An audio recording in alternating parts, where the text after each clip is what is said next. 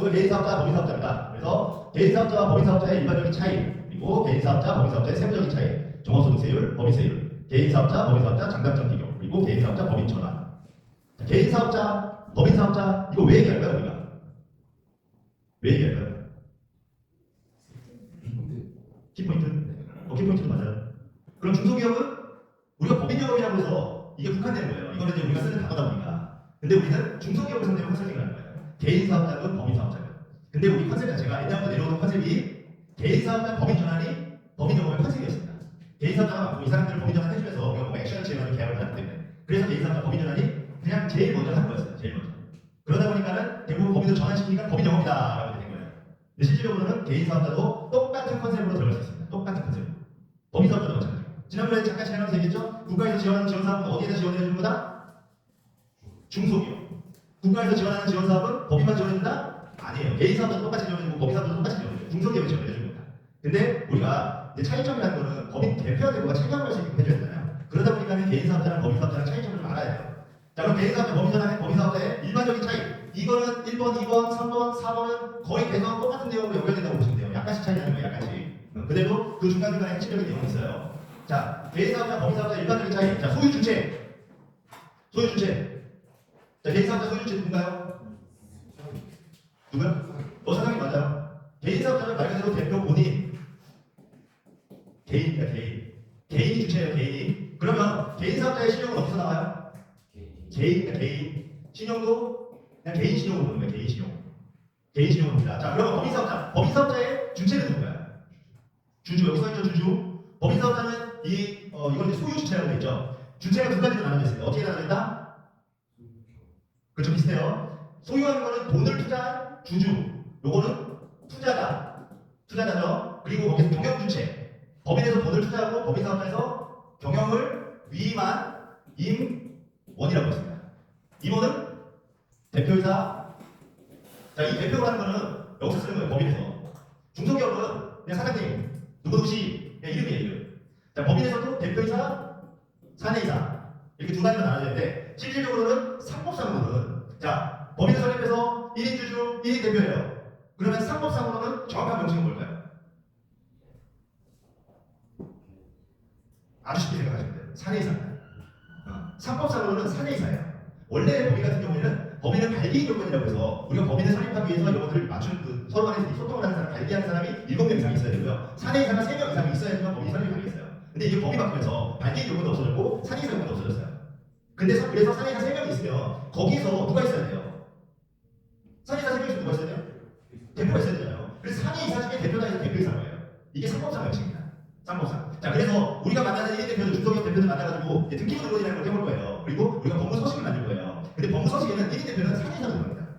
사내이사 누구누구 나이, 사내이사 누구누구 나이, 대표이사 누구누구 나이 하면은 빠꾸. 왜냐, 등기되어 있는, 등기부등본상에 써있는 등기 임원의 명칭으로 쓰는 겁니다. 어렵죠? 쉽죠? 제가 되게 쉽게 얘기했죠? 이거는 나중에 이제 하다 보면 신고에서 나오는 얘기예요. 그러니까 대표이사 몰라요, 이거. 왜냐면 법무사가 알아요. 법무사가 얘기 안 해보는 거예요. 대표이사는 대표이사는 하니까. 그래서 대표이사도 명함에서 그렇게 하고 어디 가서 그렇게 하는데 이제 법원에 소송을 해서 가거나 하면 거기서 사내이사 누구누구님 막 이렇게 부르죠.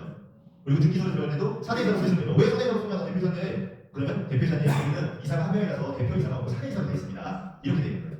그래서 법인은 두 가지로 주체가 나눠집니다. 소유주체는 돈을 투자한 주주, 그리고 경영주체는 경영을 위한 임원. 그래서 나중에 이제 얘기하겠지만 법인 같은 경우에는 가져갈 수 있는 권리도 나가시죠. 이거는 처음에 그 신입교육할 때 제가 한번 설명을 했었죠. 그거 한번 그 구조에 대해서 설명을 해드렸어요. 그건 한번 보여드릴 거예요.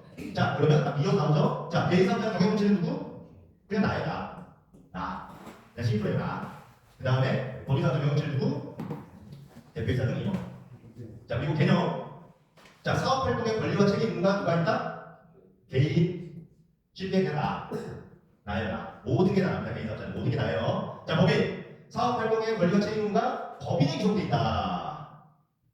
자, 개인사업자요. 개념에서 이게 왜 책임의 의무가 개인이냐 법인이냐 이걸 왜 써놨냐? 자, 사업이 망했어요. 자, 파산했어요. 그럼 누가 문제가 돼요? 개인사업자. 나죠, 나. 내가 그냥 파산한 거예요. 자, 법인이 파산했다. 누가 파산해요? 누가? 주주? 주주? 법인? 회사? 법인? 주주? 법인? 파산한 법인. 파산한 법인. 그러니까 이것도 이제 나중에 이제 그 상장 주식이냐 비상장 주식이냐에 따라서 상장 주식은 주주가 책임을 져요. 근데 비상장 주식은 주주는 국세 체납분에 대해서 2차 납세에 요건이 있어요. 파산 발견이 되면. 그러니까 법인의 부채나 이런 것들이 개인한테 오지 않아요. 근데 그거는 상법입니다. 상법으로 오지 않아요. 근데 우리나라는 지금은 없어졌지만 뭐가 있었죠? 연대보증이 있었죠. 자, 법인도 인격체예요. 법인도. 자, 개인 같은 경우에도 주민등록번호가 있죠. 법인을 설립하게 되면 법인 등록번호라서 주민번호랑 똑같이 나와요. 그럼 법인이 대출을 받으러 가면 법인 이름으로 대출을 받습니다. 그리고 대표이사가 연대보증을 써서 대출을 받는 거예요. 이렇게 되는 거예요. 그러면은 실질적으로 상법에서는 주주든 대표든 임원이든 아무런 권한이 없어요. 문제가 생기지 않아요. 근데 금융권에서 요거를 잡아놔서 들어온 거예요. 이걸 잡아놔서. 근데 우리나라 연대보증에도 폐지됐죠? 폐지됐어요. 근데 연대보증 쓰시겠습니까? 안 쓰시겠습니까? 은행에서 납부합니다. 은행 사교합니다. 은행 사교. 대표이사 여러 가지 종에서 체크하죠? 거기 똑같이 또 내가 운영하겠습니다. 체크하는 겁니다. 은행 사교는 있습니다. 그러니까 은행에서 개인적으로 소송 걸 거예요. 이제. 국가에서 연대보증 책임 안 져줘요. 근데 은행 사교로 사인을 받았기 때문에 은행 소송으로 가는 거예요. 결론은 책임져요. 결론은. 근데 이제 대표한테 얘기할 때는 얘기를 하면 안 되겠죠. 이제 나중에 이제 실무적으로 명시해졌을 때 얘기해 주겠지만 법인을 하는 게 좋다라고 얘기해야 되거든요. 근데 실질적으로는 이게 맞아요. 실질적으로. 근데 실무에서는 저것 때문에 대표이사가 됩니다. 대표이사까지. 그래서 이것도 굉장히 중요한 부분이에요. 자, 그럼 설립 절차. 설립 절차. 자, 나 사업할 거야. 개인 사업자 해보신 분들. 사업해보신 분들. 개인 사업자. 개인 사업자 했을 때 너무 사업자였어요. 개인은 어떻게 해요? 그렇죠? 그냥 세무사 나서 사업자 등록 신청하면 됩니다. 사업자 등록 신청. 그래서 업종에 문제가 없으면 바로 나오죠. 그래서 사업자 등록 신청은 되게 단순해요. 근데 법인 설립 같은 경우에는 어떻게 하나? 자, 자본 설정해야 되죠. 주주 설정해야 되죠. 임원 설정해야 되죠. 그 다음에 그 설정한 서류를 가지고 어디로? 그렇죠. 등기소. 그냥 있어 보이게 보면 법원이라고 해요. 법원석이 나야 됩니다. 이렇게 얘기해요. 등기소가 법원 산하 자체잖아요. 사대기관이잖아요. 사단기관이잖아요. 그래서 등기소에 등기를 하고 그 등기부 등본이랑 인감증명서, 법인 인감증명서를 가지고 사업자 등록 신청을 하고 세무서에 가는 거야. 그러니까 절차가 하나 더 있어요.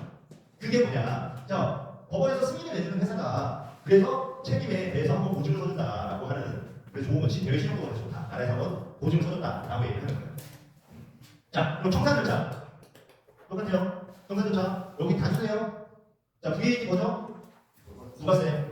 부가세는 우리가 절세를 할 수 있는 세금일까요? 부가세는 면세사업자가 아닌 이상은 부가세는 무조건 내는 거예요.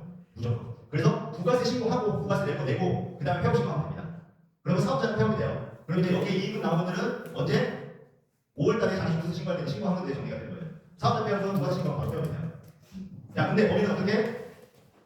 자, 일단은 해산을 해야 돼요. 법인에 대해서 주주 임원들 모든 사람을 해산해요. 그리고 이제 청산 절차 똑같아요. 법원에 청산 절차 이렇게 합니다. 그 다음에 이제 그게 다 끝나면은 똑같이 그 다음에 이렇게 넘어가는 거예요. 그러니까 해산할 때도 청산할 때도 법인이 좀 더 불편해요. 근데 실질적으로 크게 뭐 파산의 회사가 아니라 그냥 정리하고 싶다 하면 이 절차를 거의 안 해요.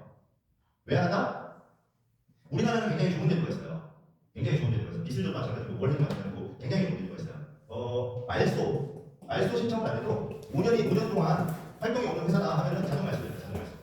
그래서 비용 들여서 이걸 하면은 또 법무사 좀 들어가요. 그래서 그냥 단순 폐업 신청하면은 그냥 이거 낮추셔도 돼요. 자동 말소 되게. 말소 신청을 했다고 말씀하시면 돼요. 근데 이거는 실무인데 이걸 굳이 얘기하실 필요는 없어요. 이걸 만나면 얘기할 필요는 없어요. 자, 그리고 상속했을 때, 자, 내 자산, 내 이름으로 되어 있는 자산에 대해서 상속이 될 거예요. 근데 법인은 내가 아니라 뭐였죠? 법인의 권리는 돈을 투자한 주주이기 때문에 주주가 갖고 있는 주식을 상속하는 거예요. 주식을. 자, 그러면 주식이라고 하죠. 근데 한 10년 전, 5년 전 그대로 얘기할게요. 근데 한 60, 70대 되는 아버님들이 정말 회사 다니시다가 돌아가셨어요. 근데 갑자기 상속세를 내라고 국세청에서 날라와요. 상속세를 내라고.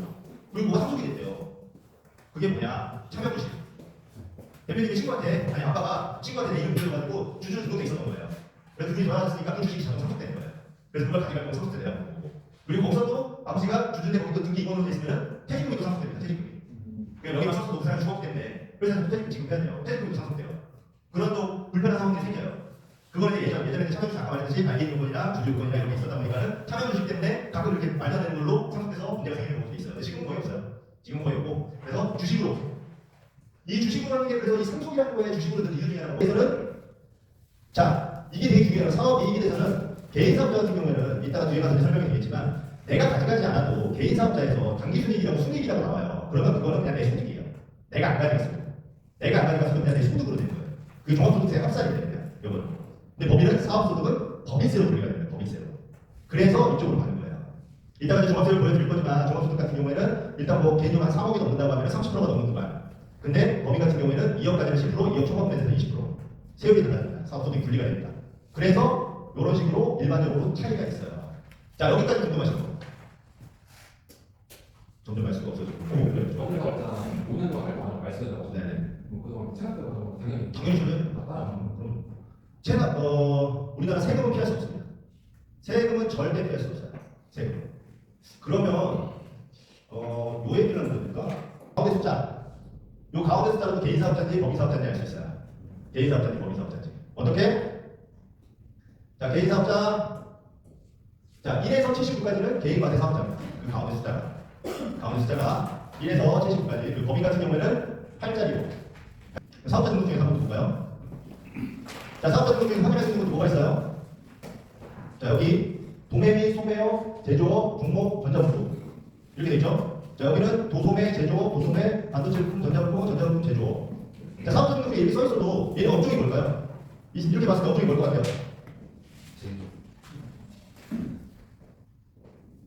그래서 사업자 등록증 상에 이렇게 써놔도 우리가 이걸 믿지 않는 이유 중에 하나가 우리가 또 이 사업자 등록증 써놔도 얘네가 실질적으로 하는 거는 세금 신고하는 신고 코드가 또 따로 있어요. 그 얘네가 도소매라고 하더라도 얘네가 처음 시작할 때는 도소매를 했기 때문에 제일 위에 올려놓은 거예요. 개인 사업자는 어디다 명시해야 된다? 사업자 등록상에다 다 명시를 해야 됩니다. 여기가 이제 주 업종인 거예요. 주 업종. 도매미 소매업. 그래서 전자부품을 도매미 소매를 하고 있는 거고 제조도 하고 싶다라고 해놓은 거예요. 제조도 하고 싶다라고. 그렇게 해놓은 거고 얘네는 아마 세금 신고를 도매미 소매업 신고를 할 거예요. 그리고 여기는 도소매, 제조, 고소매 다 써있죠? 얘는 이걸 보는 거 아니에요. 법인 이걸 안 보고 올라온다고 했죠? 법인 듣기 보는 겁니다. 법인 듣기 보는 건 아니에요. 얘가 뭘 하는지 거기에 목적상에 쫙 써있고 그리고 마지막에 보는 게 똑같이 경비율 코드, 세금 신고하는 코드로 봅니다. 이거는 이제 재무제표 보면 또 알 수 있어요. 재무제표를 보면. 재무제표 뭐 손익계산서, 이따 손익계산서 한다 이제 샘플을 보여드릴 건데 그때도 어떻게 나머지는지 보입니다. 그래서 볼 수 있고요. 좀 지루하죠? 내용이 좀 딱딱해서 재밌는 내용이 없어서. 자, 그 다음은 자, 개인 사업자, 법인 사업자의 세부적인 차이.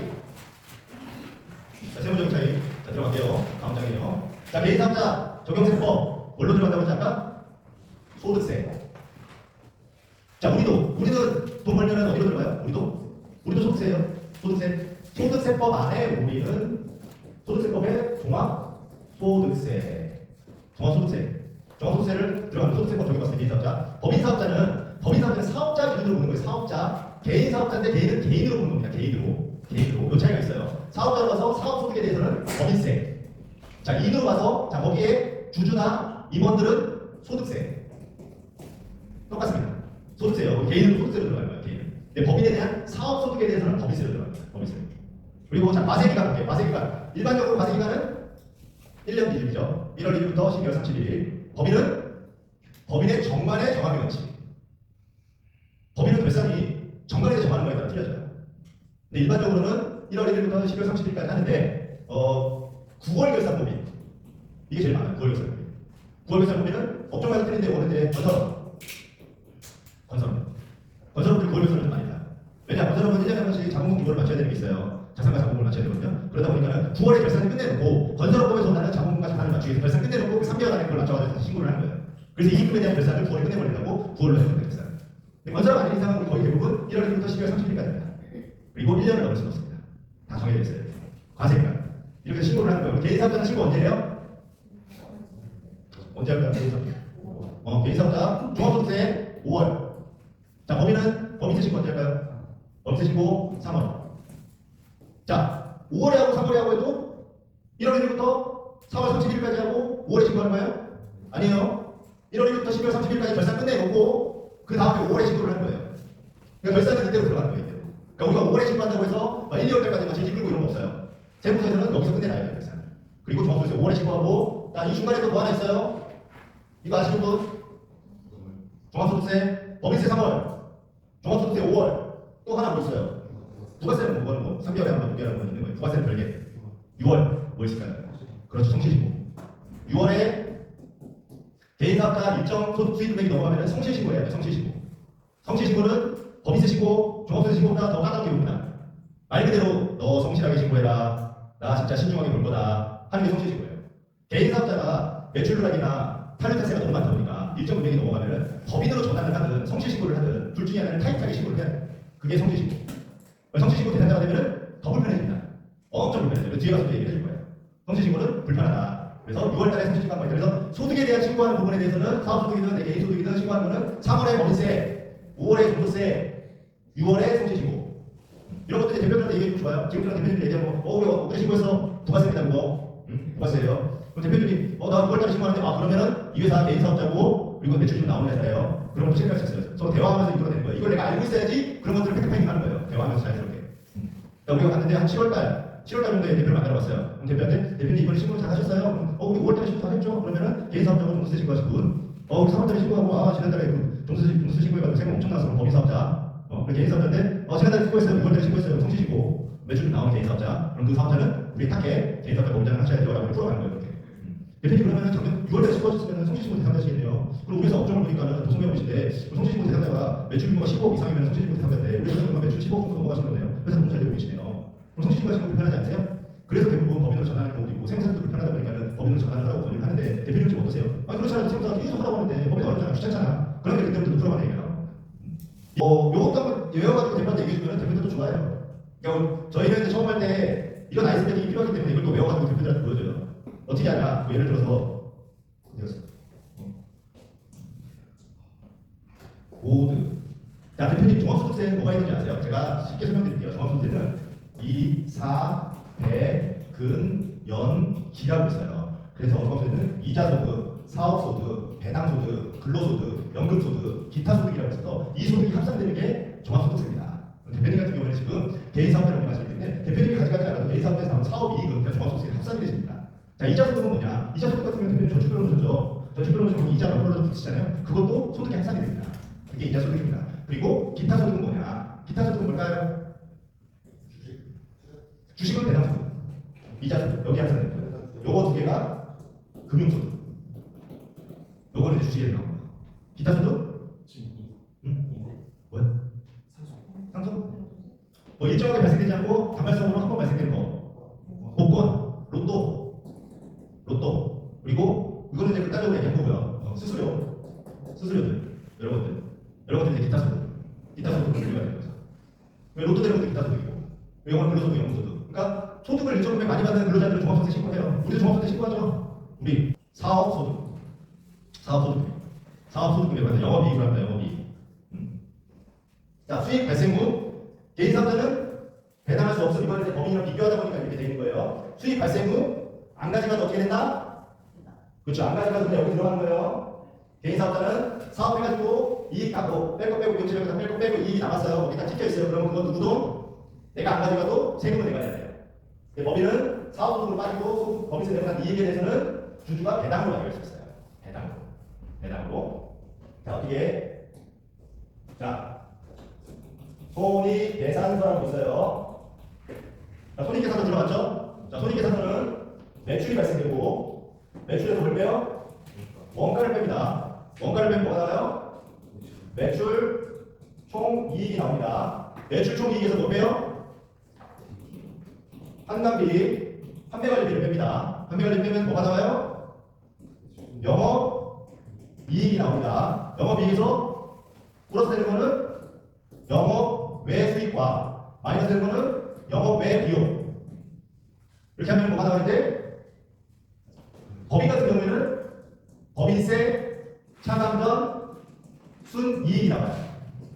법인세 차감전 순이익. 그래서 여기서 법인세를 빼고 난 순이익이 그 해에 발생되는 이익, 단기 순이익이라고 합니다. 이게 일반적인 사업자의 가계부. 자, 법인은 법인세 차감전 순이익에서 법인세를 내는 거고 이게 법인인 거고 개인 사업자는 어떻게 돼요? 이게 빠져요. 다 빼고 단기 순이익 나오면 이익이 나오면 그냥 바로 종합소득세 쑥 올라가 버립니다. 종합소득세 쑥 올라가요. 법인은 순이익이 2억 나왔다. 그러면 법인세 10% 법인세 내고 나머지 단기순이익. 그 단기순이익은 누구 거? 법인 거? 주주 거. 법인에 돈을 투자했으면 투자자도 돈을 받아야죠. 자, 뺄 거 다 빼고 이익 다 내고 세금 나면 다 내서 나왔으니 남은 이익은 주주가 가지고 있는 배당 뭉치예요. 주주가 가져가는 배당 뭉치 단기순이익입니다. 단기순이익. 자, 그럼 법인 같은 경우에는 대표이사 임원이고 주주가 있다고 하죠. 대표이사는 어디서 받아요? 뭘? 급여. 환갑비에서 급여 받죠. 급여. 대표이사는. 한가에서 급여 받아가는 거예요. 그리고 대표가 주주면 여기서 급여 받아가고 빼고 이익 남부에서 단기 순이익에서 뭐 받아요? 배당. 그럼 법인은 대표이사 급여 가져간 거 뭐 받아요? 비용 처리. 개인 사업자 급여 가져간 거 비용 처리 안 돼요. 그냥 가져간 거예요. 시통장에 빼간 거예요. 급여라고 써놔서 그냥 시통장에 빼간 거예요. 그리고 시통장에 빼가고 다 빼가고 그냥 나머지 사업 이익으로 이렇게 찍혀있어요. 숫자가 찍혀있어요. 그럼 내가 가져가지도 않았는데 내 종합소득세. 그렇게 되는 거예요. 이런 게 그 구조예요. 참 쉽죠? 응. 아주 훌륭합니다. 참 쉬워요. 자 그러면 이어서 지금 얘기한 거 거의 다 나왔어요. 자 소득공제 대표이사 개인사업자 아까 말했죠. 비용처리 안 되면 소득공제 안 됩니다. 근데 법인 대표이사 뭐죠? 아니죠. 주주도 맞는데 대표이사 뭐라고 했어요? 근로자예요. 이제 법인에서 경영을 위임한 경영권자 근로자입니다. 사회보험 신고하는 근로자인 거예요. 그러면 똑같이 뭐 오늘 많이 보니까 공무원 신고하겠지만 연말연판 나갑니다. 일정 되면 그런 식으로 근로자로 바뀌어버려요. 같은 대표지만 권한 자체가 세금의 세금을 볼 수 있는 훨씬 더 넓게 이렇게 바뀝니다. 너무 좋죠? 자금인출 제재 없어요. 개인사업자는 그냥 내돈 내가 빼는 거예요. 법인사업자는 명분이 있어요. 명분이 법인에서 뺄 수 있는 목적이 있어요. 목적. 그럼 대표이사 같은 경우에는 내가 뺄 수 있는 권한이 지난번에 한번 얘기 드렸는데 급여, 상여, 퇴직금, 주주면 배당 이렇게 다 되어 있어요. 근로자처럼 똑같이 뺄 수 있어요. 그 목적이 있어야지만 뺄 수 있어요. 개인사업자는 그 대신 마음대로 뺄 수 있지만 이해가 안 돼요. 세금에 대한 혜택을 볼 수가 없어요. 세금에 대해서 굉장히 불리합니다.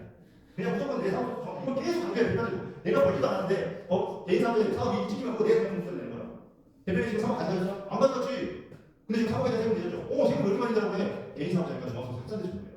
근데 법인으로 가시면 사업소득은 거기서 분리되시니까 대표님 세금 줄이실 수 있어요. 그리고 그러면서 이 표를 만들어서 보여주는 거예요. 개인과 법인 차이고 이익금을 어떻게 가져가야 되는지 세금 차이를 보여주면서 대표님 개인사업자는 세금에 대한 포트폴리오를 만들 수가 없습니다. 왜냐? 세금이 과세되고 종합소득세 하나밖에 없으니까요. 근데 법인 같은 경우는 세금에 대한 포트폴리오를 만들 수 있습니다. 대표님이 사업소득으로 따지는 건 법인세로 빠지는 거고요. 대표이사님 근로소득으로 따지면 소득세로 빠지는 거고요. 배당으로 따지는 건 배당세로 빠지기 때문에 세금에 대한 포트폴리오를 만들어서 내가 소득에 대한 분산을 시킬 수가 있어요. 라고 얘기를 할 수가 있습니다. 예, 그런 식으로 좀 풀어가요. 자, 여기까지 보시는 분 있을까요? 본대 얼굴 걷어주고 힘드시죠? 몇 시에요? 손익계산서. 이게 손익계산서 샘플이에요. 이렇게 돼요. 아까 제가 써서 보여줬죠?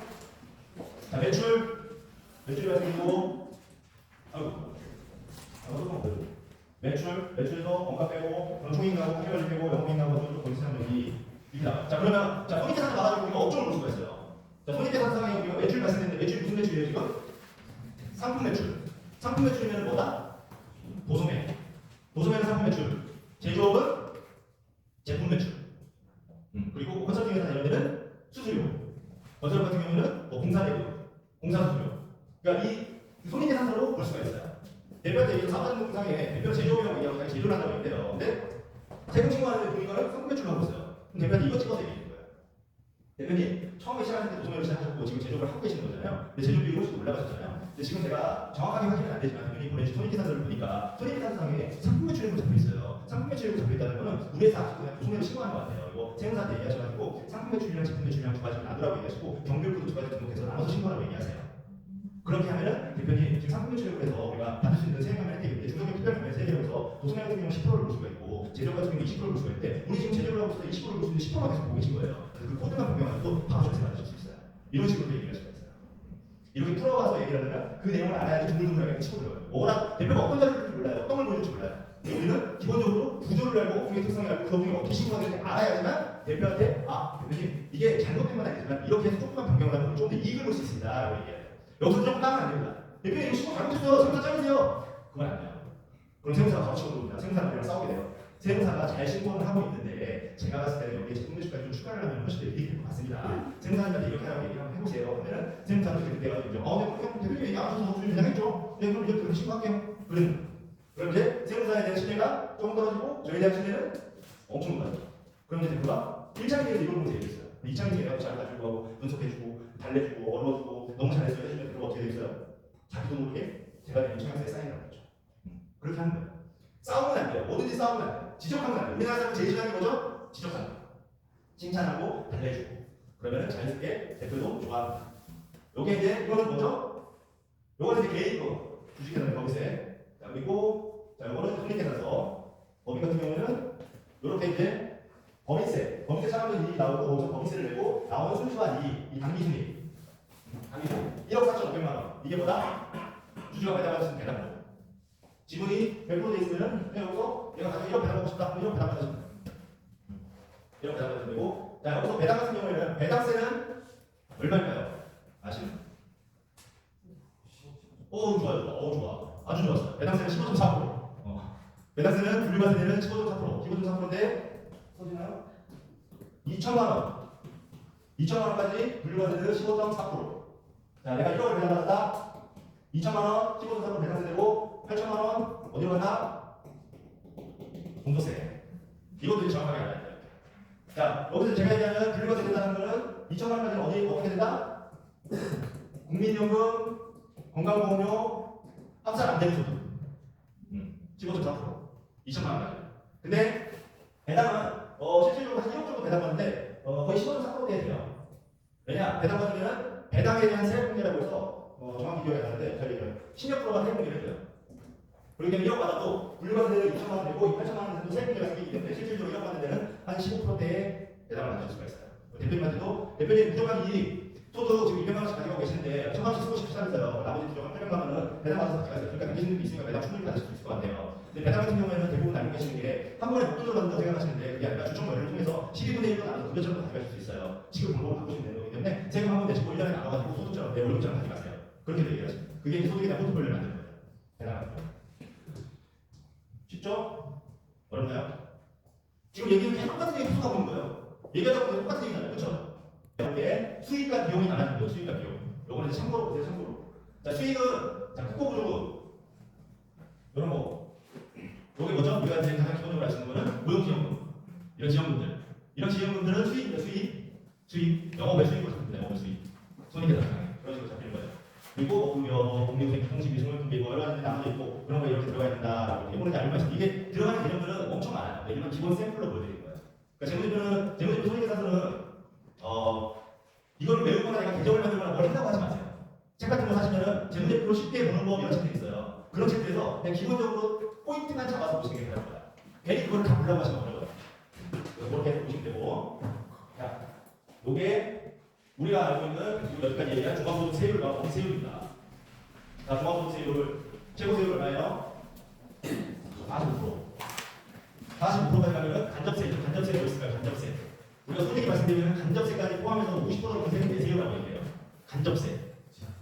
지방세는 여기 따로 포함되고 간접세를 소득에 대해서는 국민연금 건강보험료 그걸 우리 간접세라고 얘기해요.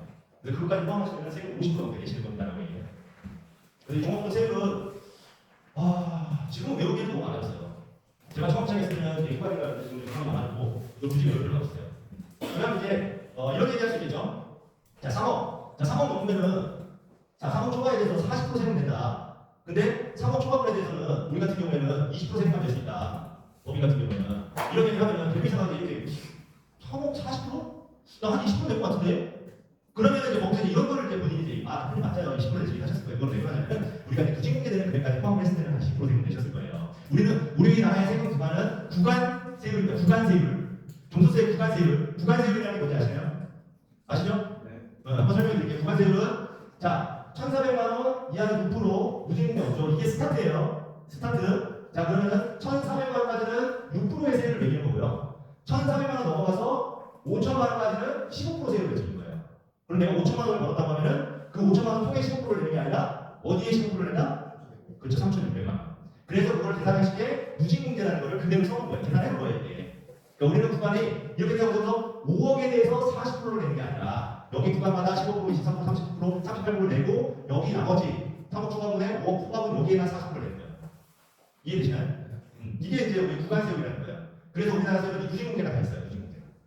이게 계산하실 때 이걸 다 넣는 거예요. 그러니까 이 정도 세율 때문에 누진공제 비용을 빼버리는 거죠. 그러니까 세율 계산하고 여기까지 통으로 계산을 하는 거예요. 5천만 원 벌었다고 15% 해요. 그리고 거기서 이제 세율이 나왔죠? 그럼 그 세율까지 이걸 빼버리는 거예요. 그러면 이제 그 금액이 요 구간 빼고 요 구간 계산하게 나오는 거예요. 그게 누진공제예요. 그러니까 이거를 대표는 알고 있어요. 근데 이거를 대표가 시험으로 했을 때 당황하지 말고 이렇게 얘기해야 됩니다. 대표님 맞아요. 근데 제가 극단적으로 직접세율을 말씀드리는 거고 실질적으로 세율적으로 들어갔을 때 누진공제 되는 금액과 세금제 되는 금액이 있으셨기 때문에 한 20% 세율을 냈을 거예요. 근데 법인세도 마찬가지예요. 법인세도 20%지만 대표님이 이거에 대한 세율 사업소득에서 분리가 되고 여기서 20% 내는데 실질적으로 2억 이하 같은 경우 10%를 내는 거고 2억까지 10%를 2억 초과분에 대해서 20%를 내는 거기 때문에 여기서 거의 10% 세금만 내시는 거라고 보시면 돼요. 그럼 대표님 여기서 20% 내고 여기서 10% 낼 수 있는데 어떻게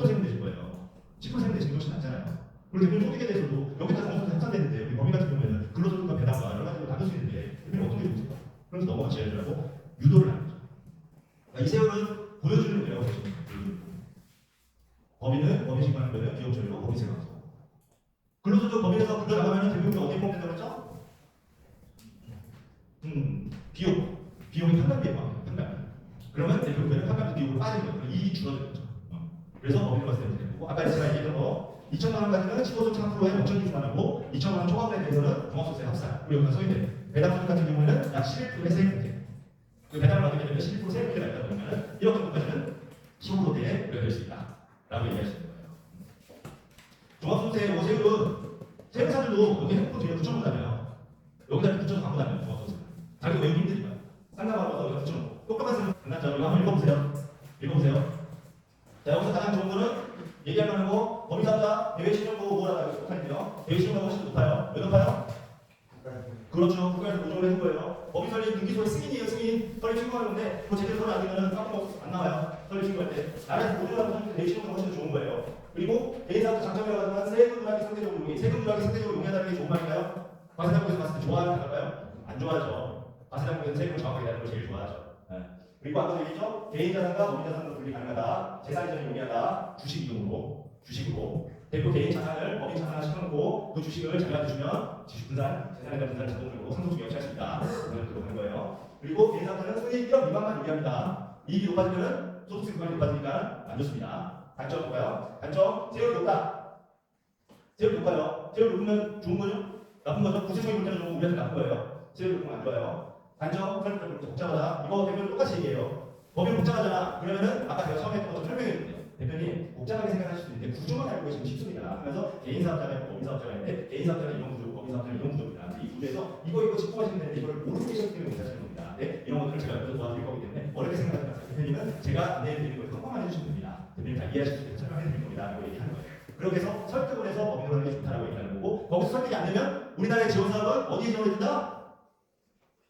중소기업에 지원해주는 거예요. 법인만 꼭 안 해도 돼요. 법인 전환을 내가 무도를 하고 있지만 그거 두번 적용을 안 한다? 그럼 포기하고 이혼한다? 아니에요. 대표님 그렇게 인사를 하시죠. 세율 많이 높으신데 거기서 세금을 받으시는 거 지원사 받으시는 거 제가 찾아서 해드릴게요.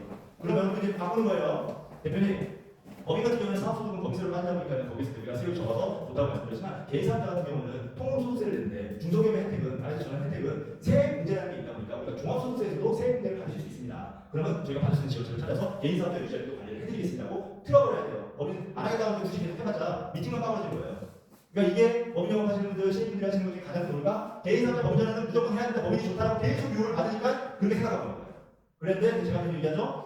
나라에서 지원하는 정책은 법인에만 지원하는 게 아니라 중소기업에 지원하는 거예요. 개인사업자도 똑같이 지원합니다. 라고 얘기하면서 풀어가시는 게 가장 좋습니다. 계속 똑같은 얘기예요. 개인사업자 법인전환. 계속 똑같은 얘기죠. 자, 또 넘어가서 성실신고 같은 경우도 자, 성실신고 같은 경우는 이거는 조금 더 해봤던 분들이 낮춰주고 있어요. 올라가다가 개인사업자 없애려고 계속 낮춰주고 있어요. 그래서 우리가 기본적으로 많이 가는 업종, 요거가 여기서 노동의 제조, 요거는 그냥 서비스업이라고 생각하시면 돼요. 서비스업. 자, 노동의 제조, 서비스업. 노동에는 시고, 매출이요, 매출. 수익금 얘기하고 가지고 이거를 뭐 이익이라고 생각하시면 안 돼요. 매출이라고 보세요. 매출 15억 이상일 때는 성실신고 확인제로 신고해야 돼요. 그리고 제조 7억 5천 이상이면 신고해야 돼요. 자, 서비스업 5억 이상이면 신고해야 돼요. 그러면 사업이 잘 되는 회사는 무조건 다 성실신고라고 봅니다. 사업 유지하고 있으면 다 성실신고예요. 성실신고의 단점. 자, 세금 부담이 높죠. 왜 높냐? 성실신고 대상자가 되면은 제가 지난번에 신입교육에 참석하신 분들 들었겠지만 성실신고 대상자가 되면 세무사가 조정 안 합니다. 세금 누락 안 합니다. 매출 누락 안 합니다. 이익 누락 안 합니다. 왜? 신고 잘못되면 세무사 영업정지 묻습니다. 등록 취소나 영업정지. 그러기 때문에 신고해라. 난 너 신도 있게 볼 거니까 성실하게 꼭 신고해라. 계속 얘기하는 거니까 더 깊이 봅니다. 더 신중하게. 더. 법인은 원체 많죠. 법인도 성실신고처럼 신고를 하지만 조정과 다 할 수 있어요. 그렇기 때문에 법인으로 가서 그냥 하시면 돼요. 세무조사는 위협 붙지 않고 법인으로 가서 훨씬 좋습니다. 그리고 성실신고하면 세무사는 또 수수료를 신고를 하기 때문에 수수료를 더 달라고 하죠. 개인사업자 법인전환은 심플하게 넘어갈게요. 개인사업자 법인전환은 되게 어려워요. 개인사업자 법인전환은 여기까지 우리가 계속 얘기했죠. 개인사업자 법인전환 해야 됩니다라고 얘기하죠. 개인사업자 법인전환은 뭘까요? 그냥 이렇게 생각하시면 돼요. 개인 기업 경영상 권리 의무의 주체가 되어 경영을 하던 기업을 개인 이름으로 하는 기업을 법인이 주체가 되는 조직 형태를 변경하는 것을 법인전환이라고 한다. 그러니까 내가 개인사업자를 하고 있다는 것을 개인 나를 갖다가 법인사업자로 전환하는 거예요. 그러면은 법인으로 전환하면 대표이사 취득되고 되고 개인과 법인은 별개의 인격체다. 아까 처음에 얘기해드렸죠. 그래서 해드렸던 내용이에요. 자, 법인전환 같은 경우에는 자 이렇게 하면 법인전환은 딱 여러 가지 형태가 있는데 가장 크게 세 가지 형태로 나눠져 있습니다. 법인전환. 법인전환의 형태 첫 번째 포괄 양수로 방식. 포괄량수도 방식 말 그대로 자산과 부채, 재고 모든 것들을 그대로 다 가지고 오는 거예요. 그대로 다 가지고 오는 게 포괄량수도. 그 다음에 사업량수도 방식. 사업량수도 방식은 뭐다? 사업권만 가지고 오는 겁니다. 사업권만. 내가 하고 있는 사업권과 거래처. 자, 현물출자는 뭐다? 개인 사업자의 사업용 부동산이 많이 있으면 그 부동산을 현물로 출자 전환을 해서 법인을 설립하는 겁니다. 법인 전환 지금 이 내용이 다 이해가 잘 안 되시죠? 어렵죠? 쉬우시면 어떤 거 같아요? 자, 그러면 자 여기서 제가 해놨죠? 유리 표현했죠? 법인 전환 같은 경우에는 내 모든 것, 내 자신 그대로 이 모든 것들을 법인으로 옮기는 거 뭐다? 포괄량수도. 자, 내가 여기서 이렇게 하고 있다. 내가 사업을 하고 있다. 내가 말 떠들고 있다. 내 입만 보내.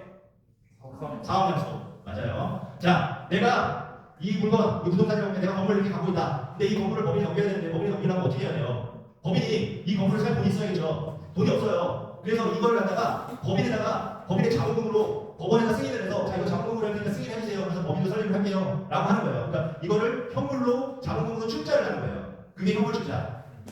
이해하셨죠? 이 세 가지가 가장 큰 거예요. 자, 근데 방식은 어떻다? 자, 지금 법인 전환할 때, 자, 이렇게 했어요. 자, 포괄량수 같은 경우에는 나 자신 그대로 다 가는 게 포괄량수. 사업권은 내가 여기 있는데 내가 떠드는 이 사업권만 보내는 거 사업량수. 여기서 현물로 이거를 법인에다가 출자 자본금으로 출자 전환하는 거 현물 출자. 자, 근데 방식은 기본적으로 법인 설립. 법인 전환이어도 신설법인 설립이랑 똑같습니다.